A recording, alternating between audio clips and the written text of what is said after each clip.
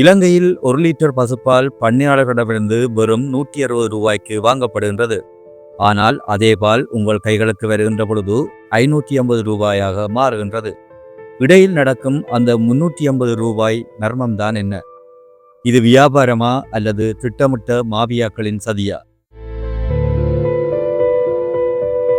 வணக்கம் நண்பர்களே, இன்று நாம் பார்க்க போவது இலங்கையின் பால் உற்பத்தி துறையை உலுக்கிக் கொண்டிருக்கும் ஒரு மாபெரும் ஊழல் குற்றச்சாட்டை பற்றித்தான்.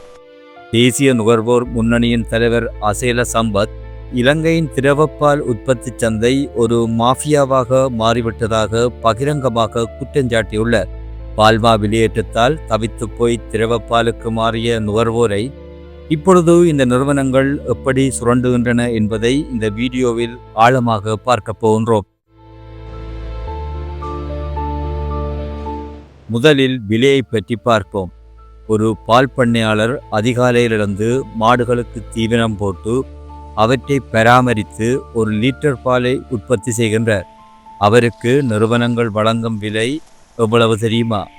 வெறும் 160 முதல் 200 ரூபாய் மட்டுமே. ஆனால் அதே பால் பேக்கெட் அல்லது போத்தலில் அடைக்கப்பட்டு சூப்பர் மார்க்கெட்டுகளுக்கு வரும்பொழுது அதன் விலை 430 முதல் 550 ரூபாய் வரை உயர்கின்றது. சுமார் 200% அதிகமான இந்த லாப வரம்பு நியாயமானதா?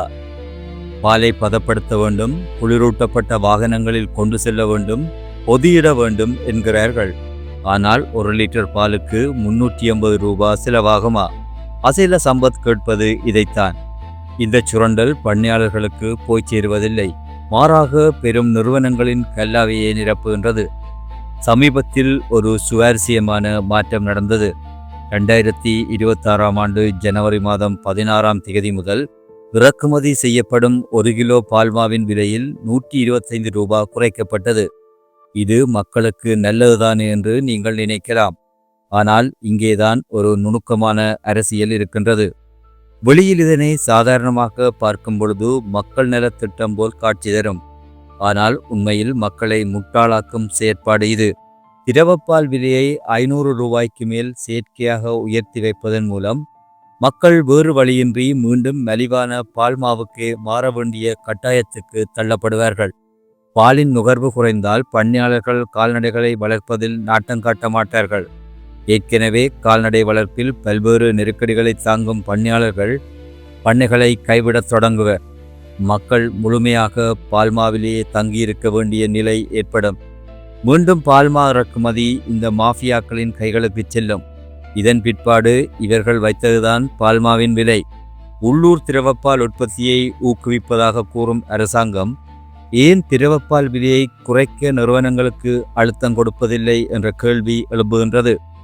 ஒருபுறம் மில்கோ போன்ற அரச நிறுவனங்கள் 2025ஆம் ஆண்டு 1490 மில்லியன் ரூபாய் லாபம் ஈட்டியதாக பெருமை பேசுகின்றன. அரச நிறுவனமே இவ்வளவு லாபம் ஈட்டும் பொழுது தனியார் நிறுவனங்கள் எந்த அளவுக்கு நுகர்வோரை சுரண்டும் என்பதை நீங்களே சிந்தித்து பாருங்கள்.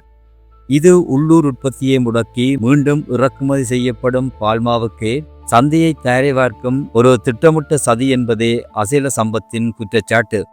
விலை ஒருபுறம் இருக்கட்டும், நீங்கள் குடிக்கும் பால் பாதுகாப்பானதுதானா? இது அசேல சம்பத் எழுப்பியுள்ள அடுத்த முக்கியமான கேள்வி. பல நிறுவனங்கள் பாலின் காலாவதி திகதிகள் மற்றும் தர கட்டுப்பாட்டில் அலட்சியமாக இருப்பதாக குற்றம் சாட்டப்படுகின்றது. குறிப்பாக இலங்கையின் பல சில்லறை விற்பனை கடைகளில் மின்சார செலவுகளை மிச்சப்படுத்த இரவு நேரங்களில் குளிரூட்டிகள் அணைக்கப்படுகின்றன. இதனால் காலாவதி திகதிக்கு முன்னரே பால்கள் கெட்டு போகின்றது. இது குழந்தைகளுக்கு பாரிய ஆரோக்கிய சிக்கல்களை உருவாக்கும். நுகர்வோர் விவகார அதிகார சபை ஏன் இன்னமும் மௌனமாக இருக்கின்றது?